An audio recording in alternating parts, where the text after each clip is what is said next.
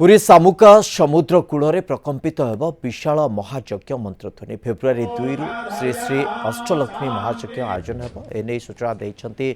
पूजनन महायज्ञ अनुष्ठान सभापति गुरुचरण पंडा 9 दिन धरी यह महायज्ञ ओडिशार विभिन्न स्थान जोगदेवे 151 पंडित प्रथम थर पर ओडिशार एभली एक श्री अष्टलक्ष्मी विशाल यज्ञ आयोजन करा श्री जगन्नाथ प्रेमी भक्तवृंद पक्ष फेब्रुआरी 2 तारिख 10 तारिख पर्यंत महायज्ञ चलो ओडिशार विभिन्न स्थान 151 जन वैदिक ब्राह्मण जोगदेवे समुद्र कूलर सुस्थ वातावरण सहित छोट छोट कुड़िया